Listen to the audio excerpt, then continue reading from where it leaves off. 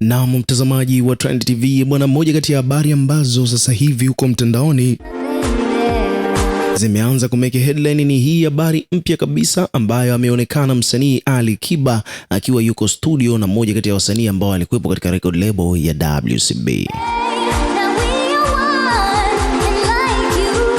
Bwana, ni obvious kwamba kila mtu atakuwa anafahamu kwamba ni kwa muda kidogo wasanii wamekuwa wakishirikiana, hususan bwana swala hili la kushirikiana, yani kuna baadhi ya kolabo ambazo zilikuwa haziwezekani hapo awali, lakini sasa hivi bwana, kwa namna moja au nyingine tunaona wazi kabisa ni kolabo ambazo zinawezekana, yani it's possible kolabo hizi kufanikiwa. Sasa basi hapa nazungumzia moja kwa moja kolabo ya wasanii mbalimbali. Kwa mfano bwana, hapa kuna collaboration ambayo ilitokea mwaka jana, ilikuwa ni kolabo ya Rayvanny na Harmonize. Kama unavyoelewa kwamba Rayvanny na yeye pia baada ya kujitoa katika record label ya WCB alikuwa yuko huru, which means kwamba alikuwa ni fursa yake yeye kufanya kolabo na msanii yoyote yule ambaye yeye mwenyewe anajisikia kufanya naye kazi, japo kutokana na kwamba hapo awali kulingana na maelezo au kulingana na sheria za record label ya WCB zilikuwa hazimruhusu Rayvanny kufanya kazi na msanii ambaye yuko nje ya record label hiyo bure. Kwa hiyo malipo yalikuwa ni makubwa sana kwa msanii yoyote yule ambaye anatamani kufanya kazi na msanii ambaye yuko ndani ya record label ya WCB.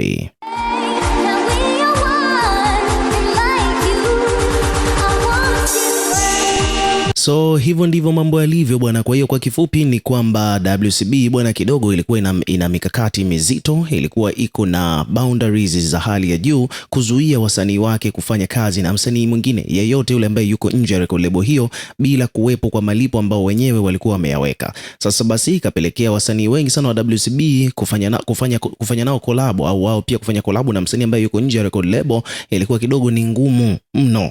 Umeona bwana, kwa sababu vigezo na masharti wasanii wengi sana walikuwa hawezi kuvifikia. Sasa baada ya wasanii hao kuwaona wakiwa wametoka katika record label hiyo, wamekuwa wako huru na tukaona wakawa wanafanya collab na watu wengi sana baada ya kutoka tu katika record label ya WCB.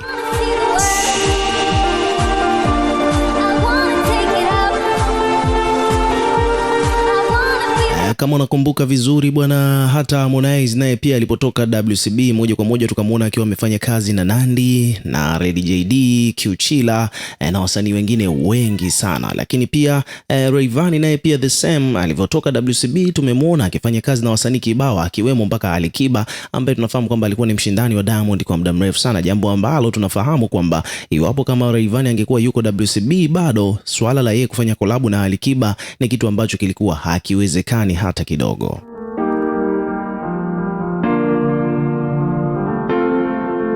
So hivyo ndivyo mambo yalivyo bwana. Kwa hiyo kwa kifupi ni kwamba baada ya Harmonize kufanya hayo, pia vile vile tumeona kwa mfano mwingine ni kwamba Rayvanny naye pia the same amefanya kazi mpaka na Ali Kiba baada ya kutoka WCB.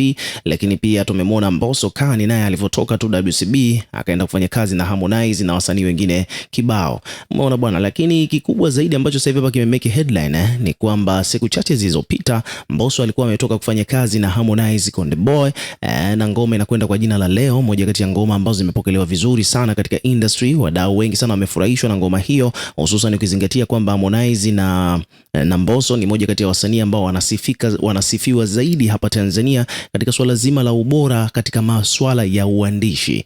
Umeona bwana, kwa hiyo wawili hawa kufanya collab bwana ni moja kati ya vitu ambavyo kiukweli vimewafurahisha watu wengi sana kuwaona vijana hawa wakiwa wameshirikiana.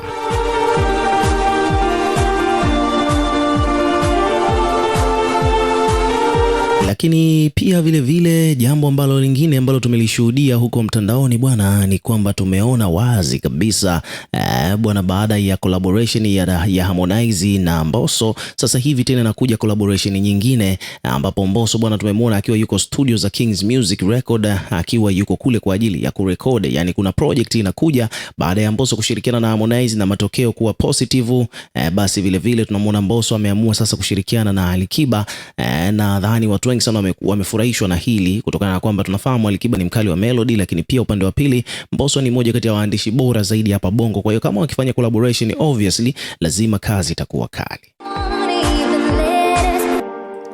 So Kiukweli ni kwamba mambo yanazidi kuwa moto kweli kweli, lakini pia kikubwa zaidi bwana, tumesikia mpaka biti ya hii ngoma ambayo Alikiba ameamua kufanya na Mbosso Khan, ambapo kwa mujibu wa hii biti ni kama nyimbo ya Kadogo. Kama unaikumbuka ile nyimbo ambayo Alikiba alishawahi kuifanya kipindi kile, alikuwa na ukaribu sana na 001 Joe bwana, ilikuwa inakwenda kwa jina la Kadogo, moja kati ya ngoma ambazo zilifanya vizuri sana kwa kipindi kile. So this time around tena tumekutana na hiyo kazi, tumekutana na hii beat. Tumesikia hapa beat na pia vile vile tumeangalia reaction ya mashabiki nao pia wamelipokeaje swala hili. Nazungumzia swala zima la Mbosso kufanya kolabo na Alikiba, na hii ni studio ya Alikiba, na hapa ukisikiliza hii beat inafanana kabisa na wimbo wa Kadogo ambao Alikiba alishawahi kuutoa miaka kadhaa iliyopita. So hebu sikiliza hapa kidogo hii beat kwa kama muktasari kidogo, ujue kwamba ngoma yenyewe itakuwa ni ya maadhi gani.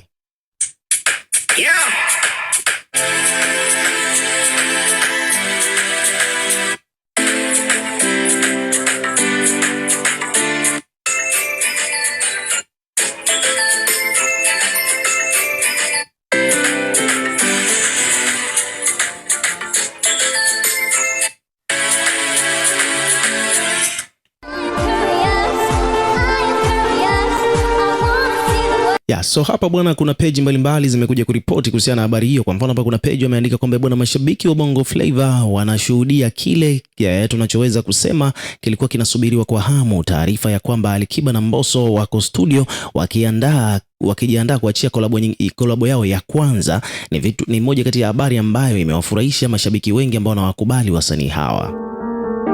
Wote hawa ni mastaa wakubwa wa muziki hapa Tanzania na kila mmoja alijulikana kwa ubunifu wake. Mbosso anajulikana kwa uandishi bora zaidi wenye hisia na ustadi wa kutengeneza na kuingiza maneno, lakini pia vile vile upande wa Alikiba, yeye bwana anajulikana kwa melodies kali zinazokaa mioyoni kwa mashabiki wake kwa muda mrefu.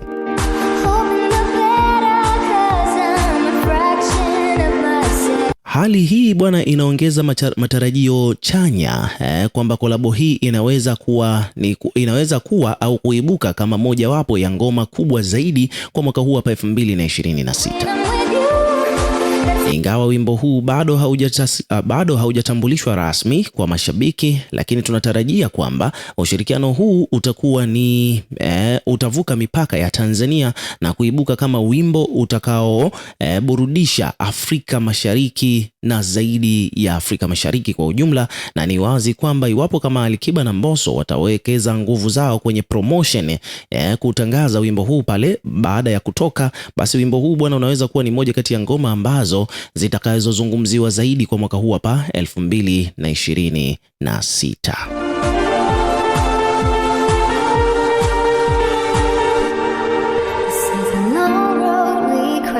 Wadau hapa bwana wamekuja kuweka maoni yao. Kwa mfano kuna mtu hapa ameandika noma sana. Kuna mtu sawa bwana, Mbosso atatumika sana aisee, wameshajua dogo na upepo. Kuna mwingine anasema kwamba bwana Mbosso asimruhusu Ali aimbe verse ya pili, atafanywa kama mtoto kama wenzie wakina Vanilla na Wozu kilichowakuta. Kuna mwingine hapa amesema bwana Mbosso kawakilisha wote, ngoja tuone kwa upande wa Alikiba yeye ataweka nini katika hiyo ngoma. Kwa mtu anasema kwamba bwana hapa ni King Kiba huku King Khan bwana, kwenye track moja lazima itakuwa ngoma kali. Kwa mtu anasema, kuna mtu mwingine hapa amekuja amecomment ameandika kwamba bwana nyota ya Mbosso inatumika vibaya mno.